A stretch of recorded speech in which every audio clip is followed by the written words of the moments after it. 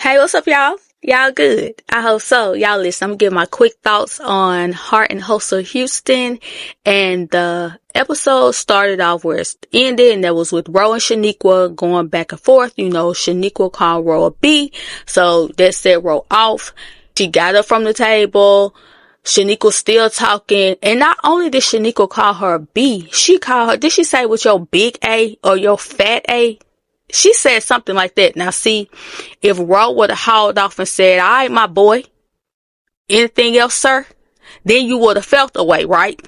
You would have felt away. And I think I saw somewhere, I don't know if Roe put in her stories or something where she said it was a lot more said than what we saw, which of course is just how it go. But she said some of the stuff that she said, a certain community will probably have it out for her. But that'll be on Shaniqua. And then the other thing was when Roe said with that Timu wig on, she leaning all over towards Roe, rubbing her hand. Girl, you better back up. Like, please, y'all, producers, listen to us when we tell you Shaniqua is not needed. So when they meet up, when Chloe, Chiniqua, and Roe meet up, you know, she explaining that she was bullied and blah blah blue bloop, and she did react wrong, and then she gonna say that wasn't our best moment, Roe. Exactly, because I would have been like, you right, because baby, it's supposed to been a whole bunch of other stuff I said to you. I was light on you. And then she's like, so Chloe was like, I just believe in second chances. Listen here, Chloe. You can give her a second, third, fourth, fifth chance. You can do all the chances you want. Just make sure it's done outside of the group, okay? Because I like when Rose said no. Like, she's skeptical, and I don't blame her, but my no would have been just no. I accept your apology. I apologize to you. That's where it stopped. I don't want a relationship with you. I don't want to be friends with you. Nothing. I want nothing. Because even when she was talking to Latoya, talking about, so do you know me or not? No. The answer is still no. I don't know you. I know of you. We've been acquainted in certain situations, but other than that, no ma'am. I don't know you. And what happened in your life that people didn't validate you, that you got to come over here with this trapper keeper full of emails that you're trying to prove that I know you. It still does not prove that I know you. Okay? Now, girl, leave me alone. Then we have all the ladies meeting up. Latoya surprised Alaina and Roe that she was going to honor them at her event that she was going to have. Then they told the rest of the ladies what happened at ladies' night. And Roe, she really felt bad because, you know, when you put so much work in to change who you are, and then somebody set you off, it feels like all the work that you put in, it just went down the drain. Sort of like somebody who may struggle with alcohol and they haven't had a drink in 2 years, but something just triggers them and then they take a drink. Then after that, they feel bad because all the work I put in it just feel like it was in vain. Now we have to start all back over again. And I think that's how Roe felt, because she don't want people to look at her as the rah-rah crash out queen or anything like that, because she's not that person anymore. Now, that don't mean that if you come at her wrong, she ain't gonna pop off on you if that's what you deserve.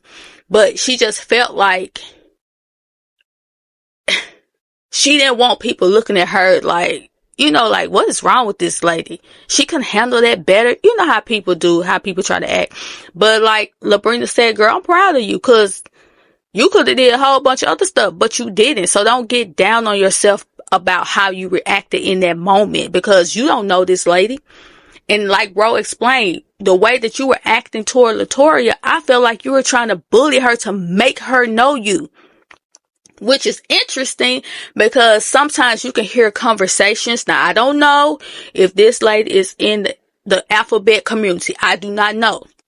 But if you have been around long enough, you have heard people say that community makes some people feel like you're going to bully me to like you. You're going to bully me to know you and bully me to accept you. That's how some people feel. And that's kind of what, in a way, Roe was explaining. Like, girl, she don't know you. Yeah, y'all may have talked here or there, but she don't know you like that. So take your papers and go. Cause I would have been just like Latoya, babe. I would have grabbed my little bag and went straight on out that door. Cause I'm not about to sit up here and listen to you talking about who know you and who don't know you, and when someone, and girl, Go on. Leave me alone. Then we see Alaina and her mom. This is our first time meeting her mom. And just listening to her mom when she said, well, I did the best that I knew how to do. It sounded like to me that what Alaina's mom learned, she learned from her mom. So the grandma, that's how she was. She passed that down to Alaina's mom, and Alaina's mom passed it down to her. But at some point, somebody gonna have to break the curse. It's just gonna have to be broken. And Alaina, you're grown. You are a fully grown woman. I feel like sometimes we gotta get out of that space of not wanting to express ourselves because we feel like we're going to be disrespecting our parents by not doing what they raised us to do. In this situation, what you were taught has hurt you more than it has helped you. So you need to let that go. Even your mama said that she played this game and put up this front for as long as she could, and she just couldn't do it anymore. Your mama herself said that she knew that she was putting up a front, and she did it as long as she could. And then to hear that the dad was an alcoholic, it makes me wonder, do Josh have that problem? Because we still don't know yet what Alaina and Josh have gone through since the engagement. We don't know nothing because she only giving bits and pieces. Like, are you going to talk about it or are you not going to talk about it? Because if you could chime in to everybody else's situation, we're going to need a little bit more from you.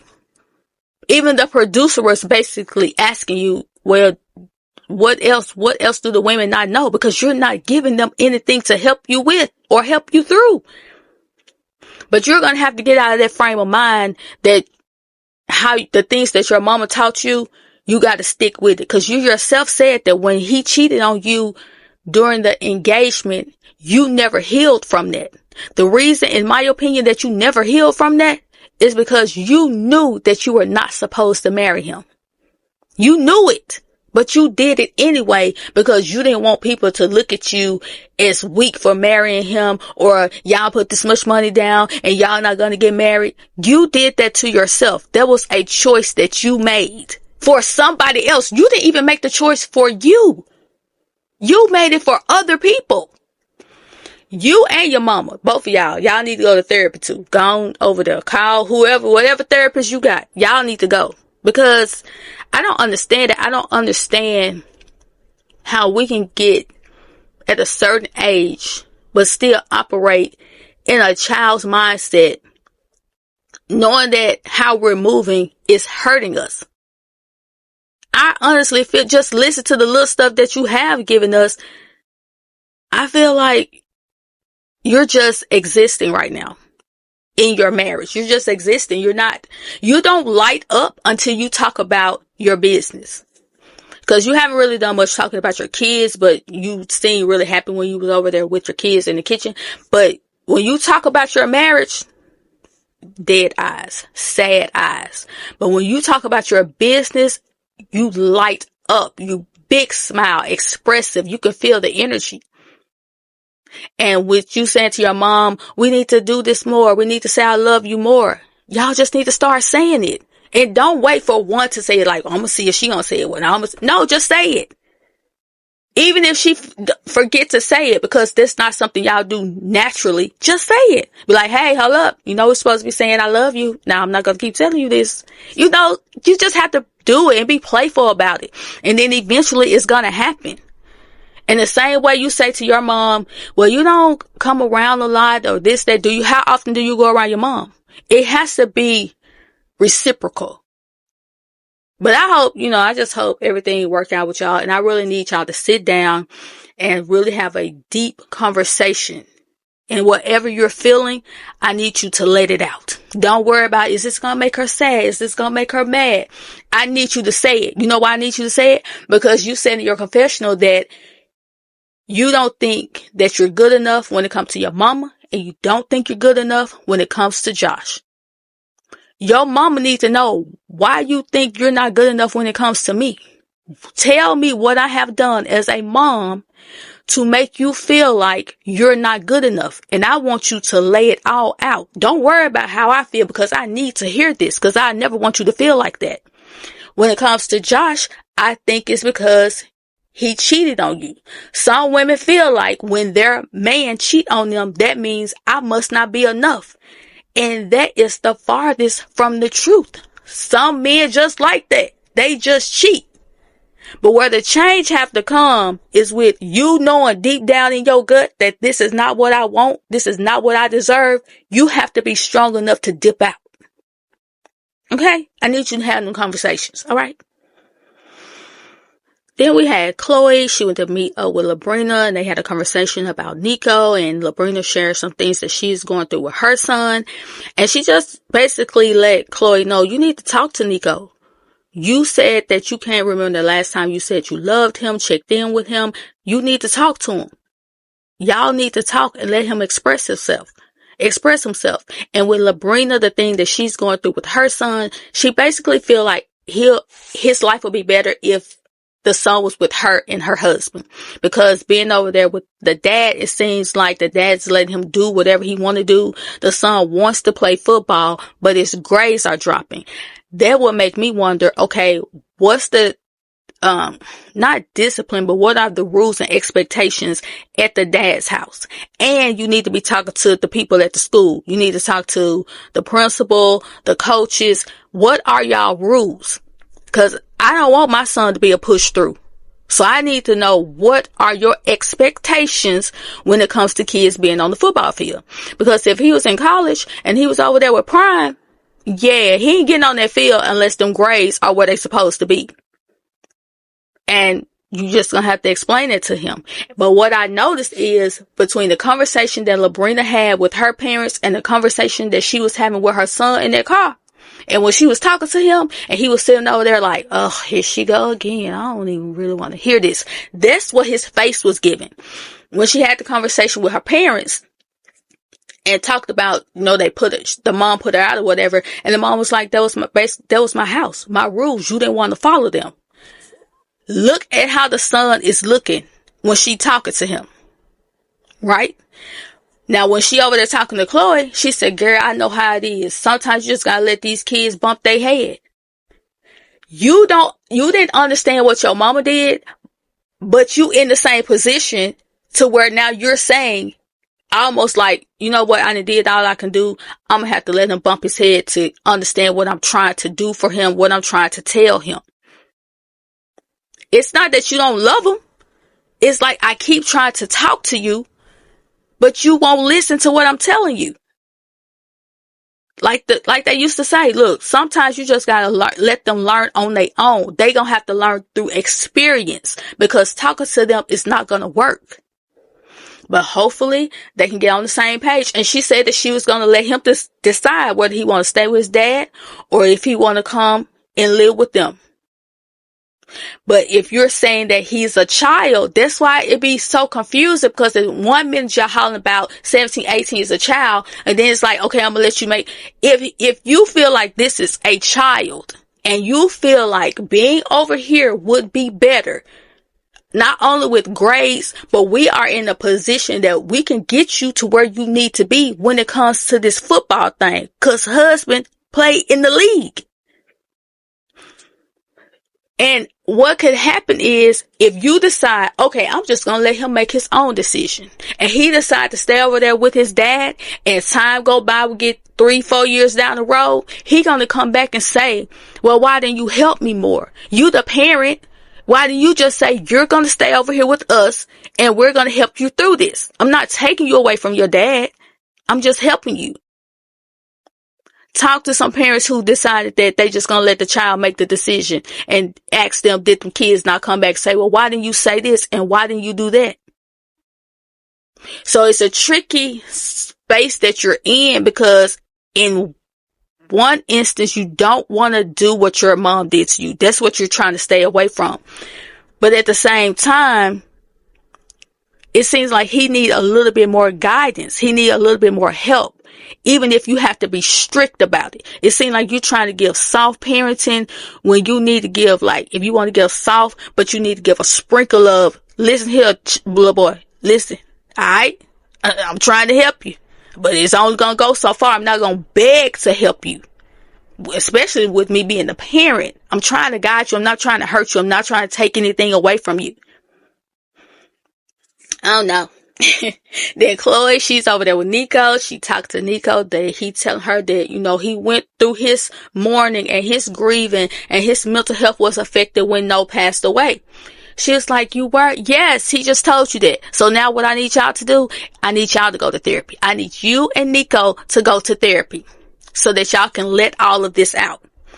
Nico said he wanted to be a rapper. Chloe said, look, if that's what you want to do, I got your back. She said, but what's your backup plan? Nico said, it ain't no backup plan because he's going to be a rapper. Listen here, Nico, I get it. You want to be a rapper. You feel like you that dude that you can get out here and do that thing. Ain't no wrong with that. Your mama says she got you. She'll even invest in you. But what your mama is trying to get you to see, just because you think you that boy, you think you that dude, that rapper, once you put that music out, baby, once it hit the net, they really gonna let you know if you that dude or not.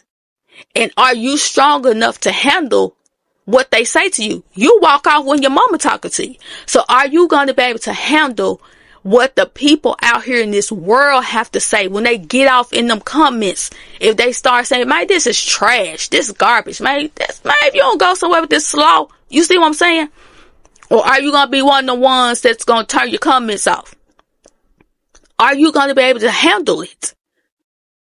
Like you in your mind and how you sound, you the best thing popping. You probably think you better than some of the ones that's out here now. And you probably are.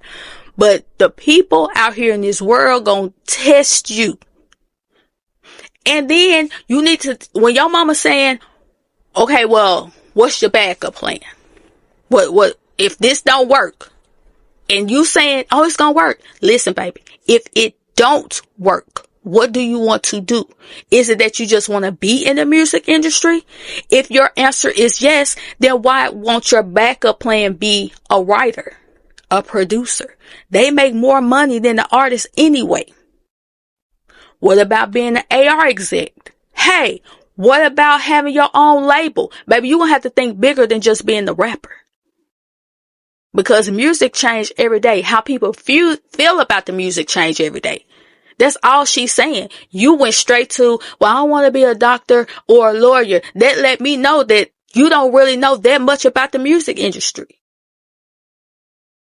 If music is what you want to do, if being a rapper is what you want to do, you need to learn every part of the music industry that you can. That way, if this rapping thing don't work out and you still want to be in this industry, you still got something that you can do. That's all she's saying to you. She says she got your back. Just believe her. And y'all continue to talk to each other. And I'm glad that y'all apologized. I'm glad Chloe spoke to you and let you know that she values you. You are important to her. She never meant to treat you or forget about you, treat you bad, forget about you, nothing. It's just that sometimes in life, something traumatic like that can happen. You just going through life in a blur. But I really like that y'all got to talk and express yourselves. But y'all, I thought this was going to be some quick thoughts. But hey, that's about all I got to say about Heart and Hustle Houston, episode 5.